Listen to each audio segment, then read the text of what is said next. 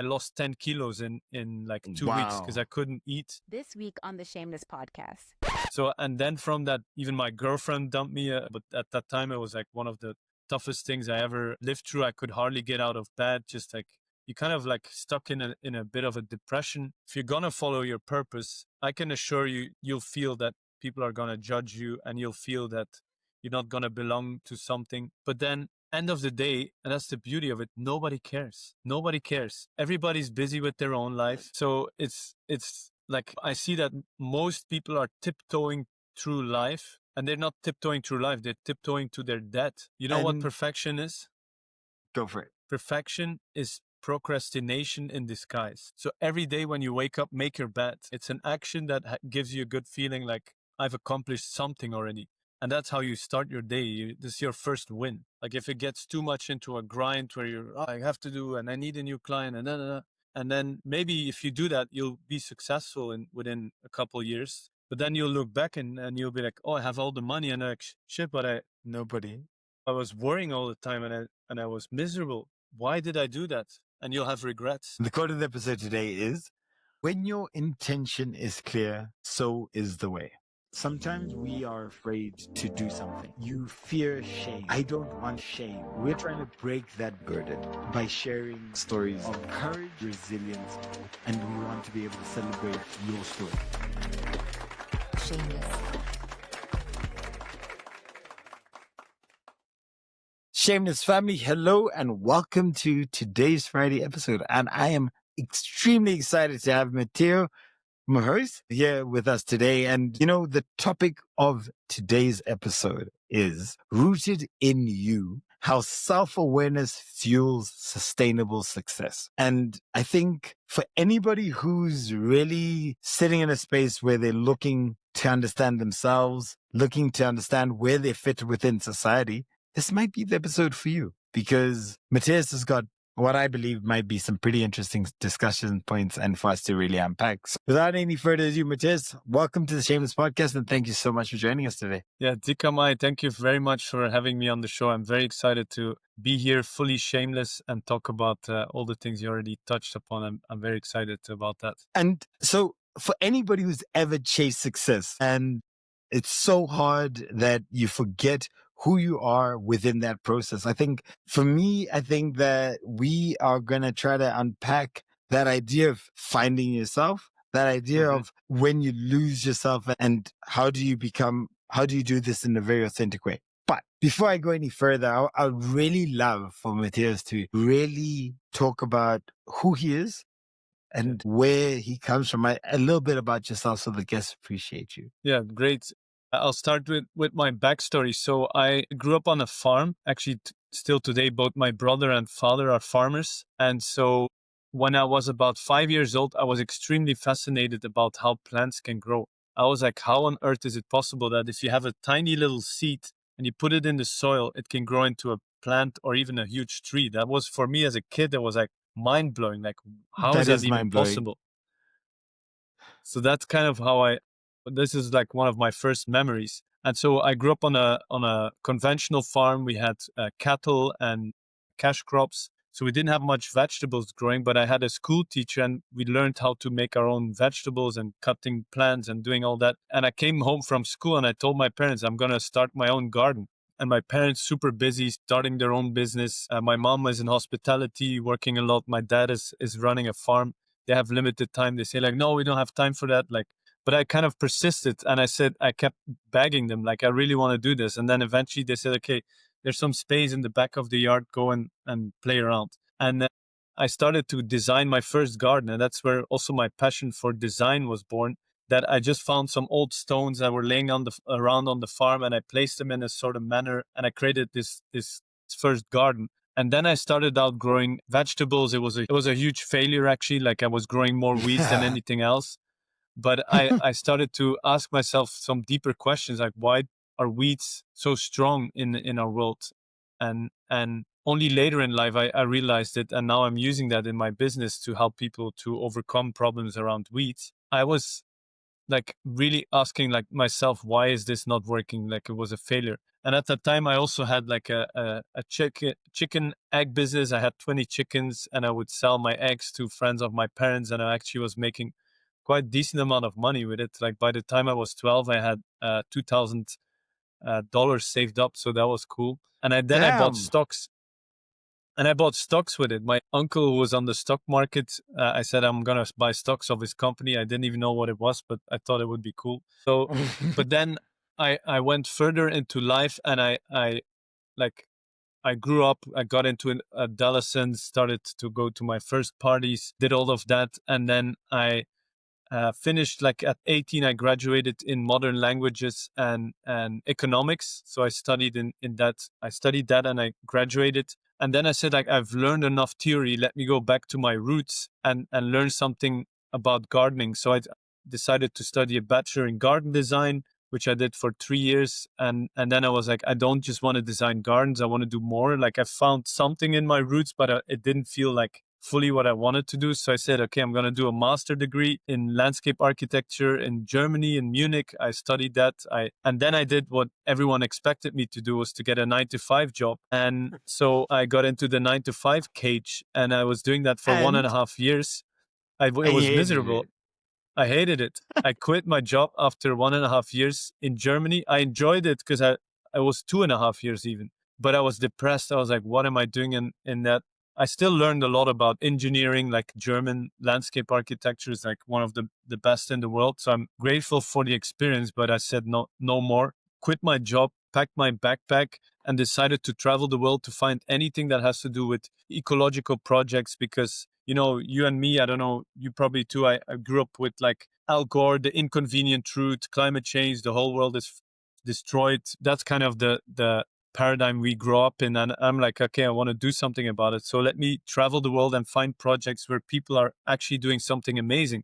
And from that whole travel, I saw amazing places. I started to study permaculture, and I started like already working remotely. I started my business, but then something pivotal happened. I went to the Amazon rainforest in Ecuador, and I spent a couple of days with an indigenous who was also a guide for National Geographic, and I had the most amazing experience. We saw like so many animals. We saw tapir, we saw like 10 types of monkeys. He could point us animals, like he would point to a branch on a dead tree, look, and he pointed like, hey, look, there's an animal. I'm like, no, that's a dead tree. It's like, look again. And he's like, oh, it's an owl. It was an owl that looks like a branch. So I had the most amazing guide. And at night we would go and find crocodiles. It was an amazing experience. But from there, I got stung by a mosquito who has dengue, and I got dengue. It's kind of like malaria. And I became really sick. And in my opinion, it was Oh, actually wait, Mother hold Nature that. hold on. When you got really sick, when you say really sick, just explain that idea of like Oh, getting I'm really like, I don't know if people can see, but I'm not the fattest person. I lost 10 kilos in like 2 weeks because Wow. I couldn't eat. I was in hospital for one day, but in Ecuador, it's a common thing. So you go to the hospital for a day, they tell you got dengue, you got to go home, and there's no cure to it. So you have to like sit it out. So I was sick for 2 weeks, and that crazy thing, like after 10 days, you start to feel a little bit better, and you're like, oh, I can start eating something. And then you get a next wave of feeling really sick, and you're gone for another. And I think it was 2 or 3 weeks in total, losing a lot of weight. And then I had to move back to Belgium because I was still hoping like, oh, I'm just going to continue my travels because I loved it. Because I had a great lifestyle. I was like working remotely for a company in Germany. I worked like 8 hours a week just to sustain my traveling. And then I was living in like I was sleeping in hammocks, doing volunteering, like really on a super low budget. But I loved it because Yeah. I also love surfing. But Mother Nature had a different plan for me. So I became really sick, had to move back into my parents. I didn't have any more money because I was traveling so much. I didn't save anything. So, and then from that, even my girlfriend dumped me a couple, like at that, yeah, a couple of weeks or months later. And so it was like, I was like Yeah. at the down. And I can talk about it quite openly now, but at that time, it was like one of the toughest things I ever lived through. I could hardly get out of bed, just like, you kind of like stuck in a bit of a depression. But And luckily, yeah. hold on. Before you go further, because in that moment, you were at the bottom of the bottom. Yeah. And I'm very curious to understand, when you were there, did you feel like you were going to be able to get out? No, you feel miserable. But luckily, I could, like, there's always something, even in those darkest moments, you always know that there's something better and bigger and something is waiting for you. Like, it's a small flame and it's really far away, but you can see it. So you're feeling Yeah. really shit. But you know, Yeah. and sometimes you don't, you know, like I said, I can talk about it now very easily, but it was very tough. And at the same time, I think it's the best thing that ever happened to me in my life, which may sound very weird, because if it wouldn't have happened, I don't think I would have found like my purpose and really got after it. Because in those darkest moments, you lose everything. You start asking yourself really deep questions like, why am I here? What am I doing on this planet? And I started to connect a lot of dots because I believe that everyone is put on this planet for a specific reason, to fulfill a sort of prophecy or something. And I believe it's kind of already defined before you are born. But anyways, it's like you got to figure that out. And when you're in that darkest place, and I don't think it's it's maybe not a must. Like, I don't wish that to anyone. It's maybe better to find it out naturally, but you got to find out why you are here. And then when you find it out, you got to do everything in your possibility to work towards that and be in alignment of that goal. So what I had figured out, that's what Steve Jobs says, right? You can only connect the dots looking backwards. You can never look forward. That is, So, yeah. so I started looking backwards. Like, I grew up on a farm. I grew up on a conventional farm. My father bought his first chemical sprayer when he was like 21, around the time when I was born. And his farm became quite big scale. And so that was giving a lot of problems for the environment. And so there's no mistake that I was born in that farm, because I then studied like farming and regenerative farming. And okay, I was like, I did that. Oh, I have a love for gardening. Like, when I was a child, I was always fascinated about gardening. And you start to like map out your past. And that's when people are stuck, I always ask them, like, what did you like to do when you were a kid? What were you passionate about? Even if it's just a small thing, go and investigate that, because that's where the gold is. And you're in gold, so you should know about it. So I figured that out, and then I said, okay, I'm going to do something with it. And I think the best thing that I've ever done in my life is I hired a mentor, or he was a coach. He was actually just starting out his career as a coach. And it was perfect because I didn't have much money. And he said, like, dude, I want to help you. I love your vision. Let's do everything. So I think I paid him like 400 euros for a 6-month coaching. I was his first client. And I'm actually going on a retreat in in 1 week with my OG mentor. It's been like 6 years. And we just laugh about it, how we had our first coaching call. He had a beard and he looked very wild. We were like so much younger. And so he helped me insanely. Like, it's just like, we are social beings. Like, trying to figure out things on your own is really, really hard. I'm not saying that it's impossible, and maybe you can figure things out on your own. I just fear that it's going to take much more time and a lot more energy. So when you get a coach, you can actually like ping pong, and you can discuss like, oh, what do you think about this? Oh no, I have doubts about that, or fears, and you really can be like shameless. That's the topic of your podcast. And ever since, I kept investing in other mentors and coaches that could just help me to fast forward in life and quantum leap. Because again, I think you can do a lot on your own, but you'll go so much further and faster when you can do it with someone who's already been successful. Like, I started out with that coach. I'm still working with him. But then I think 2 or 3 years ago, I hired a coach who is the publisher of my book. And he's like, he's 81 now. I actually played on his 80th birthday. I played the piano on a cruise ship on one of his retreats, because I wanted to give him a gift, and I couldn't play the piano. I learned it in like a couple months, because this mentor was like, you got to think bigger, next level. And he helped me so much to like kind of always like double your life. And his name is Raymond from Canada. Aaron. Yeah. So he's a great guy. Matthieu, I've got a question around around mentorship. So obviously you've talked about how the one mentor brought you from rock bottom to a certain place, and then Raymond then, sort of enhanced your ability to think big. Sure. Yeah. Now, do you feel that everyone should have a mentor in order to be able to understand and appreciate themselves? I mean, is that a must-have in your view? I have to say that's a really good question, and I think I cannot answer that because it's so individualistic. Like, I think there are self-made men. There are people that just, I don't know, out of the blue on their own, they manage to become extremely successful. But I think they are limited and there's not that many. So if you go and study a bit about success and people that have gone far, they always have a mentor. They always have someone that they refer to, like that helped them to take it to the next level. And then I was talking to actually one of Raymond's friends. They're all in like a coaching network group, and I started to meet her too. And she said back in the 80s, there was no coaching or mentoring for life or for business. It didn't exist, and they pretty much invented it. And they said like they were looking at sports. It was like in any high level sports, everyone has a coach. Like Yeah. there's no sports team or no athlete that doesn't have a coach.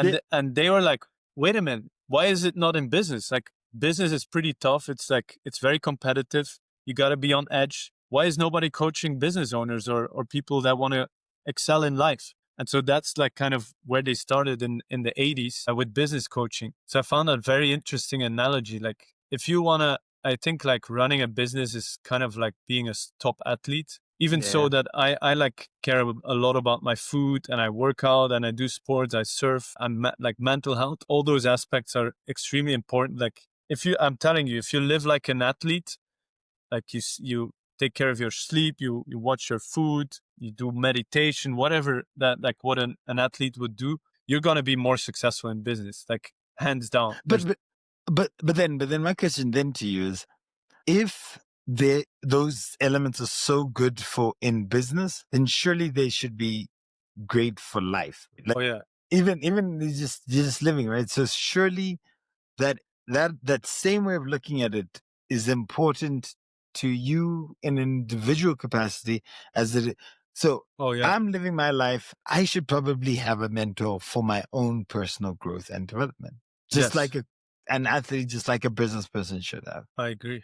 I agree. And And I think for me, it just, because I'm so passionate about my work, we have like clients I just said it before our interview, now we have in 5 continents because we added ooh, a and client you know in the newest edition is Africa, so I've got to give that yes. shout out to the Yeah, Egyptians that signed on. So happy. that's amazing. Right. So we're now represented in 5 continents, which is awesome. So I'm so dedicated to my work that for me, my private life and my work blend. Like I don't Mm, see where it ends and where it stops. And I have to be careful, but a little bit careful about that because I'm just gotten into a relationship earlier this year and I'm starting to already think like starting a family and all that. And I don't want to be the father that is not there. So I have to yeah. be careful. But I think when you look at everything holistically and you hire a coach, their job is to be like, okay, you want to be successful in business, but you also want to go on a surfing trip or you want to be there for your son when he's going to soccer games. Let's blend all of that, whatever you want in your whole life, and let's make that a reality.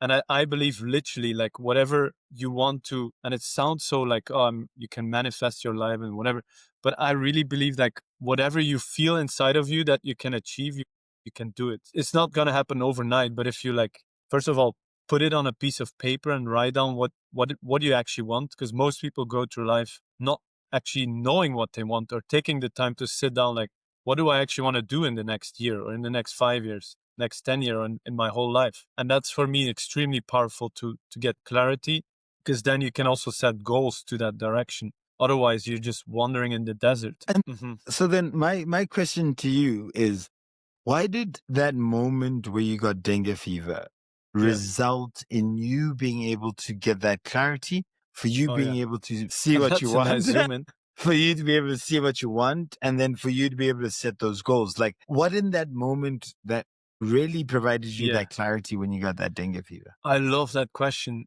Such a good question because, like I said earlier, I believe that everyone is born on this planet to do something specific to their prophecy, whatever. Maybe prophecy is the wrong word, but I believe like it's predestined. And so what I believe is that when you go through life and you move away from that alignment or you move away from the things you actually should be doing, your life, you might start getting some hints that you don't feel super happy, or maybe your relationship isn't going well, or you'll start to see some hints like when you move away from what you actually should be doing. But then if you continue to move away, then at some point, something so abrupt is going to happen, which pushes you back into that alignment. And that's what happened in my life. I was traveling the world. I had a remote job still in my field, but I was enjoying my lifestyle so much that I was actually moving away from my alignment. I was like, oh, I'm going to keep doing this for another year, find some more cool projects. But my time had come to actually do something with it and create it into the world. So God was probably sending me already some hints, but I didn't listen or I wasn't aware. So and I kept moving away from it very subtly. So then God gives you like a smack, or the universe, whatever you want to believe in, and you kind of like get completely in a vertigo and you get disrupted. And then you because of that interference, you're gonna be asking you, okay, why am I here? Why am I? And then you get into alignment. And when you then decide to follow that alignment, you get like life gets amazing. And I see this all the time. I don't know if you've ever experienced it, but every time when I do what I have to do, all these miracles happen and these synchronicities happen.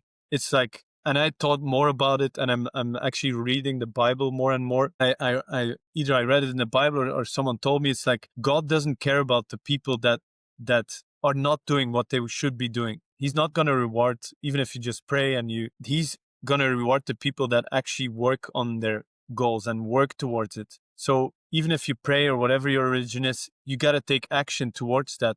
And only when you go forward, even if it's a small thing today that you could do, and it starts with the now, right? You got to do something in the now. Even if you want to plan for the future, you got to make daily actions that move forward. If you do that, you're going to have amazing results coming towards you. And I have this thing, like oftentimes I'm in business, I got a lot of work, and all of a sudden I end up in a situation where like, shit, I have so much things to do, or I have so much things to take care of. And I kind of get into like a kind of something like a shock or something. And then what I've learned from my mentor is just take a piece of paper and write down all the things that you have to do, or that are like blocking you, or that are stopping you, or that you feel like, shit, this is not going well. And already the mere fact that you're going to put it on a piece of paper, you're going to be looking at it and thinking like, oh, that's actually not that bad. Oh, and that problem I think I can solve. So just by getting it out of your head onto a piece of paper is amazing. But then you still look at that list and you're like, shit, man, that's too much. I can't do that. I don't know if you've ever had that. Like, I don't know how am I going to solve all these problems. Like, it's crazy. One client calling me there. I have to do a refund there. I don't have the money even, or something like, yeah, it happens in business where, some difficult times. But then the beauty is when I just take one thing from that list and I take it and I do it with all my heart and I do it so well, that thing gets solved. And then I go back to my list, and out of miracles, some of the problems get solved on their own. And that's the beauty of it. Like if you keep moving forward in your alignment, or in, I don't know how you would call it, but being rooted, we talked about it, like being rooted in yourself, in your purpose. When you move forward in that direction, miracles always happen. And I don't know if it's God or the universe. I think whatever you believe in works. And so when you then look at that idea of understanding yourself, like really getting to grips with who you are and what you're doing, did you find that you had to deploy certain tactics to remind yourself as to being honest with yourself, to grow yourself, to challenge yourself?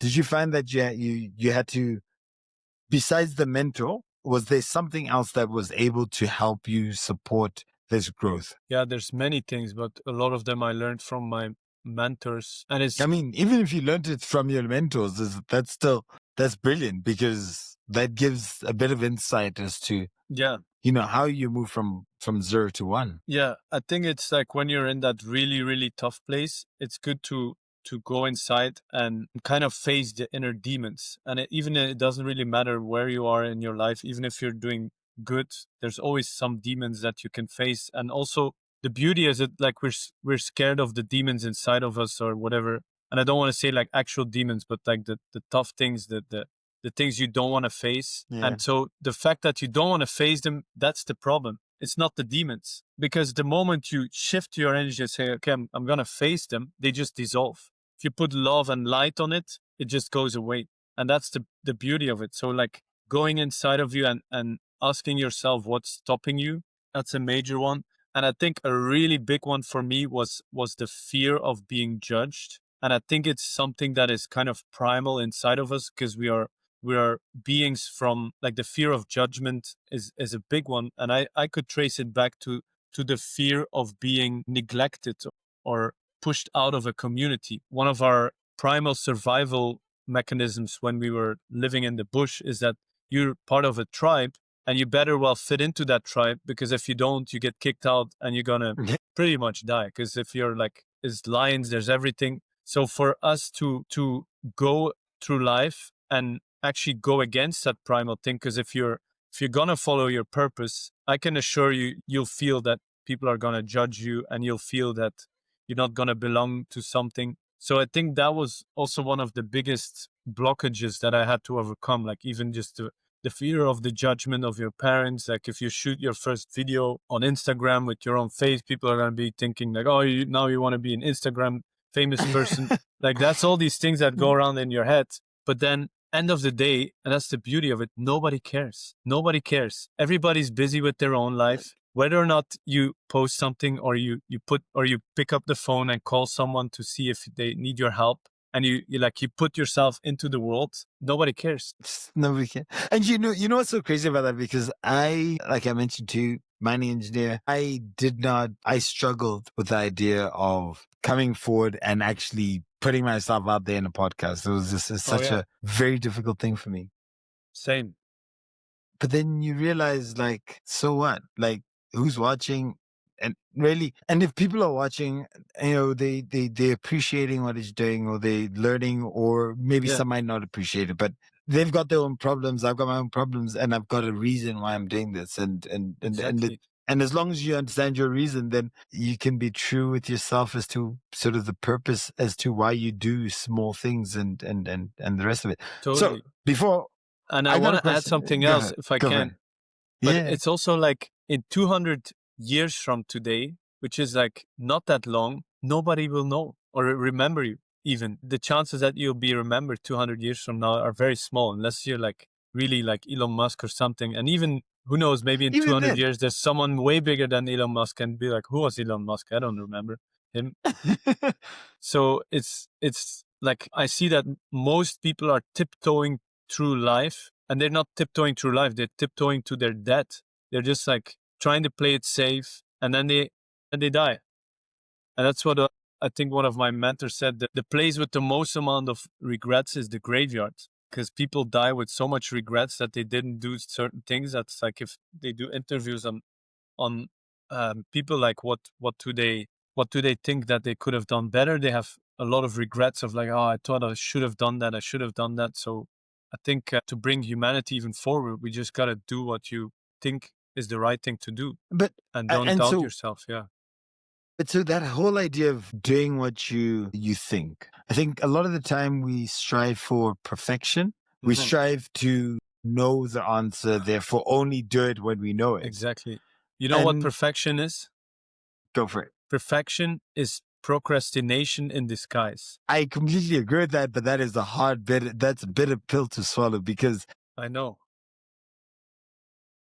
You want to do things good, and you want to like put nice things out into the world, but you can always improve as you go, more than trying to do it good. It's like, I see that too in people that start their business. It's like, I first put up my website, I first have to do this, and I first do that. I'm like, forget all that. I also have a coaching group. It's called Regenerative Entrepreneurs. So it's all people that are in my field of regeneration and doing good for the environment and making a business out of it. And I say, like, you don't need a website. You just need a phone, and call some people, ask them some questions, and then you can build your Instagram and your website and all the rest later. Like, first get a client, because if you don't have a client, you don't have a business. Yeah. So just getting started is really important. And I'm saying it as if it's so easy, and it's not, because I was there too. But I want to just scream to people as much as I can, like, just do it. It's really like, do something, and do it consistently. Like, if you do a video a day on TikTok or Instagram, it's just a matter of time that people cannot ignore you anymore,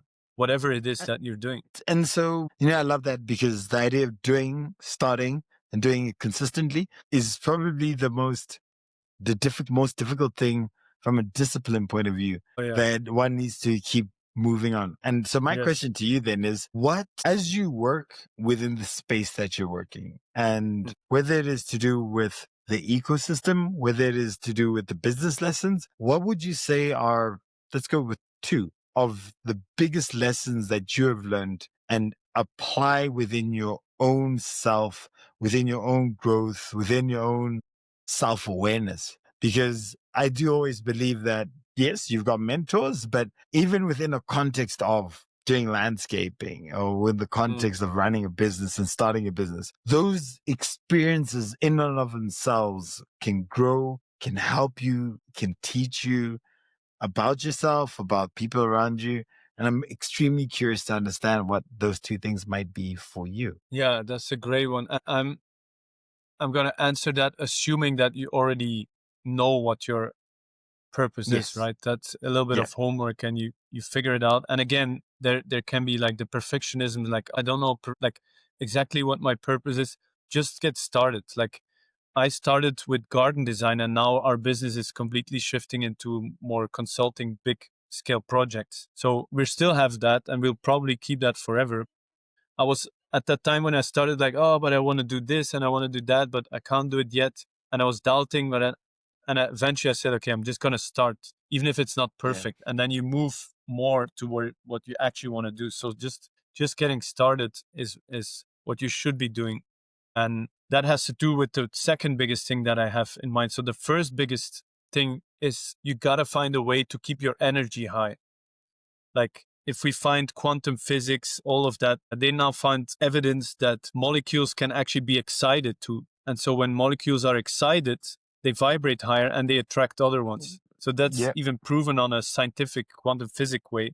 So you got to find something that you do in your daily routine that keeps your energy high and your vibration high. So because when you do that, you'll attract whatever you want. And it sounds so like, oh, you're going to manifest your life. But I've had to learn it the hard way. Every time when I get in doubt and in fear and everything, then no business happens. And then I shift something, which is then I go surfing or I go to the gym or I meditate or I just break the cycle, do something else. Even if I'm like just before a meeting and I'm like feeling a little bit weird, I just do a 10 jumping jacks or push-ups or something to shift my energy. I do practices around gratitude. Like if I have limiting beliefs, I take my limiting beliefs and I debunk them. I turn them around into empowering beliefs. So I have a bunch of mechanisms and tools that I can use to improve my energy, knowing like, oh, what's like I self-observe, like where's my energy kind of leaky and how can I fill that gap by certain things. And it all starts with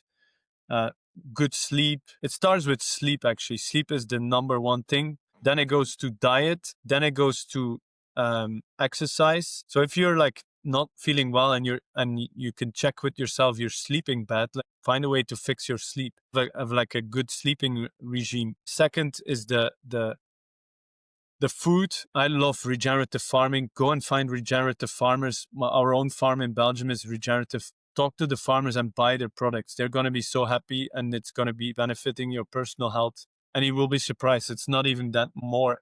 If you buy it straight from the farmers, it's not even more expensive. But you know you're getting in really quality food. And that's going to help you vibrate better. Same with exercise. Even if you're older, go for a walk. Do something that gets your body moving. We're like, if you don't move your body atrophy kicks in and you lose muscles very fast. So you have to stay active. And only then you can do like mental trainings, which is meditation, prayer. And so that's kind of my priority list of things that I do. And then just adding so much fun stuff in my life as much as I can. I have very busy schedule, but then in the weekends I go surfing, I do fun stuff, I hike. That are all the things that keep my energy high. And my mentor says like, make sure you keep your energy high. He's like on my ass to keep my energy high, like because when it drops, then nothing happens, and if it's high, then things happen. So that I think is like one of the biggest pieces. The second piece is because if you only do that, nothing will happen. You'll feel better. Your life might be like on your own life, it will be better, but nothing's going to happen. And the second one is, and I think most people don't want to hear it, but it's the truth. You got to take action. You got to do something that moves you forward, even if you're like, make a phone call today with a friend that maybe can help you with something, or like taking action is really it's as simple as that. Like there's no secret to it other than keeping your energy high and taking action, and then results are inevitable. It's so crazy because, I mean, just the other day I had somebody come to me and they were talking about them feeling in a rut, feeling stuck. And, that idea of keeping your energy high and in any way possible, because you're trying to almost survive, right? Like it's not about being pretty, it's just whatever it is that you can do. And I love the fact that you've provided sort of a hierarchy of things that probably Yeah. give you the most bang for your buck. But Yep. really, it's just find a hack that will get you to be feeling a better vibration, a better level of Yeah. energy. And maybe it's a bit Exactly. different for different people. And then the Yeah. idea is to then take action. And maybe you take action that then results in the better vibration. And there's no formula to it. So I Yes. find that so fascinating and beautiful that And you put another that forward. micro hack, or sorry, Yeah. a small micro hack that I want to add too, in terms of like taking action. The earlier in the day you can take action, the better. So something I've Why? been doing because that's a good question, because if you do something early, your brain is still in a different state. And so when you take action, then all the other actions are just going to be easier and you already get into an action mode. So Okay, what I gotcha. do every day, and I've actually learned it from Nelson Mandela, that's when I read his book, I started doing it, is that he made his bed every day. So every day when you wake up, make your bed instead of leaving it unmanaged or whatever. You get out of bed and like it's like it takes less than a minute to make your bed, Yep. but Yep. you already accomplished something. It's an action that gives you a good feeling, like I've accomplished something already. And that's how you start your day. This is your first win. So I love doing that because it makes me just feel so good to start the day. So I've got to ask you one quick fire round question, and that Sure. is, what is that one belief that keeps you grounded no matter what Oh. happens? Because I mean, at the end of the day, the balance between getting ahead of yourself and managing yourself is pretty critical. What is that one thing that you feel keeps you grounded the most? That's a good question. I think is like we gotta enjoy the ride.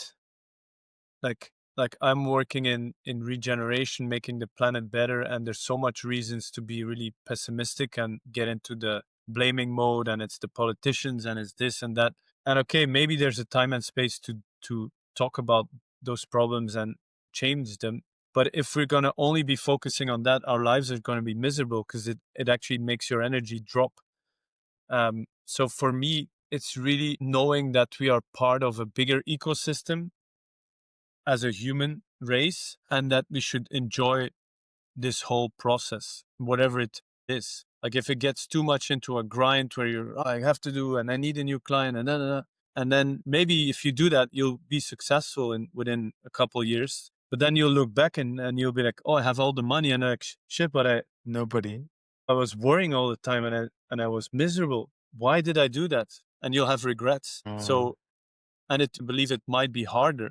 So if you can add some joy to whatever you're doing, and that's why finding your purpose is so important, right? Because if you work on your purpose, there's never really a day that you're really working like as if it's like, I have to work today. Like I left that when I quit my job in it's probably been like 7 or 8 years ago, that I have to work. I never have to work. I love doing it so much. And obviously there's days where I'm thinking like, shit, man, okay, it's not going well or whatever. You have the hard parts, but then still try and add something joyful to the day is really important. Yeah. And that's something Yeah. that I do, and it's also very easy. And like if you apply it, you'll see your life change immediately. It's something I learned from Brian Tracy. If you heard of him, or you should read his books, he's an amazing guy. He's actually a friend of my mentor. And so he said, intentions are so important. Like before you start doing something, or before you start a travel or a trip or a next day or a big adventure, or you move into your new house, it's really important to set an intention. And so what I do every night before I fall asleep, I tell myself, and this is from Brian Tracy that I learned it, I say, I believe something incredible is going to happen to me tomorrow. And I say it like a few times before I get like really into my sleep. I say to myself, I believe something incredible is going to happen to me tomorrow. And then I trained my brain to, the first thing that I think about when I wake up is, I believe something incredible is going to happen today. And I think it about a few times. And it's really interesting because your brain wave is, when it's between sleep and waking up, it's way more susceptible. I'm saying that wrong, I think, but to program your to program your subconscious mind, because everything that's holding us back, it's not our conscious mind. We all want to be millionaires, or we all want to be successful. Maybe not everyone, but you all have like what you want to be. It's like consciously you know that that's what you want, but it's your subconscious mind that is trying to keep you safe. So when you do those exercises, you're actually reprogramming your subconscious mind, and you're setting yourself up for success. So it's a real simple thing that you can apply and be aware, because your life is going to get better. No, you know what? And it's within this conversation, I think you've said so many wonderful things, so many insightful ideas, hacks, ways in which people are able to really break down any challenge that they have in front of them, because within that, the answer lies largely within the way that they approach it within their own minds. And with that, I want to highlight the quote of this episode today. And the quote of the episode today is, "When your intention is clear, so is the way." And I want to bring that as the quote of the episode, because I think when I listen to your story, having been born on a farm, having your brother and father still being farmers, you necessarily didn't know where you were going to end up. You had a level of curiosity that you explored, whether it's the seed and why a seed grows to become what it is. And you took that curiosity and you annoyed your parents so much that they said, you know what, shut up, go to the corner, just do the farming thing, whatever. We do cash crops here. We don't do vegetables. And then that sort of sparked this intrigue, this interest within yourself to really go down that design route. And sometimes you don't know what that intentionality is, but the curiosity sometimes takes you there. If you're curious about something, you unravel that, you follow sort of a natural way of those natural aspects that either are around you or that you are curious about. You start to unravel the weeds within your life. And, you know, though you had some failures, that failure resulted in you understanding why weeds exist, what makes it all happen within the same space. And I have no damn idea how you got into making $2,000, saving $2,000 of chickens. But again, that speaks to a curiosity, speaks to an interest, speaks to you following a very strong intent, whether consciously or subconsciously, following a path. And that's one thing that I kept finding from what we were talking about is sometimes you might not know the direction. Sometimes you're just following a curiosity and you're growing through those experiences. Whether it is your mentor that sort of takes you on board, whether it is the fact that you get into a 9-to-5 job and you're like, you know what, damn it, I hate this. 2.5 years and they're out of there. Whether it is that you started your business in a certain direction for consultancy and now we're looking to do landscape architecture and ending up doing major ecological projects. And whether it is that at some point in your life, metaphorically or in reality, you find yourself in Ecuador, in a rainforest, in the Amazon rainforest, you lose 10 kgs in 2 weeks. You didn't intend for that. You didn't plan for that. Ends up being your darkest moments where you're asking yourself, why? Why am I doing this? How did I get here? And what is my purpose that I have in life? And within those questions, within those dark moments, you find the most revealing answers that then shape not only your purpose, but also your intention. And then now you look back at it and you join the dots looking back from Steve Jobs' commencement speech in 2005, and you go, and you start to understand that you being raised on a farm, you growing up in the way that you did, you having the curiosity that you did, the experiences that you had, the good and the bad, starts to unravel the purpose. And sometimes I do believe that people get bogged down and feel a certain level of victim mentality and fail to get out of that space, that they don't see that some things that are bad have very good outcomes. And for you, that getting dengue fever, and you know what is actually quite crazy for me is that to appreciate that globally, around 390 million infections globally of dengue fever occur. 1,000 people die each year of dengue fever is mind blowing.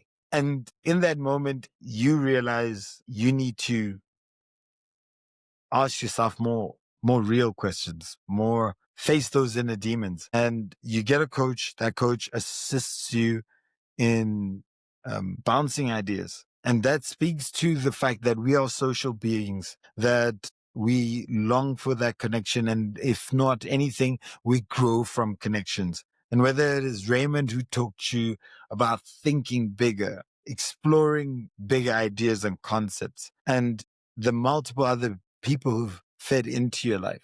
And the way I can appreciate not everybody's meant to have a mentor, but a good portion of people could probably benefit from mentorship because it's a very personal space that allows for you to blend ideas, not necessarily learn the lesson that somebody else has already gone through, but really hack yourself towards getting further and doing more and being able to write a more clear intentionality towards where you're going and being able to set more clear goals to what you want to achieve. And life gives you hints as you go through, but at the end of the day, it will always push you back towards your purpose. Whether it's in a hit instant moment, it allows for you to ask yourself, what the hell am I doing? Where am I doing it? Why am I doing it? And you talked about writing it down, writing down the good, the bad, the blockers, all those elements that assist that where you're trying to get to and what is holding you back. And within that writing, there's a level of accountability, there's a level of breaking certain things down so that you can move forward and be better. When you look at the context of your life, nobody's going to remember you in 200 years. Hell, maybe even 20 years after you die. But the whole thing is that nobody's watching and nobody cares. And if we live in the tiptoes and we work towards and we live life within a sort of a tiptoe sort of a state, we'll be in our graves regretting everything that we have. And perfection is procrastination in disguise. And Exactly.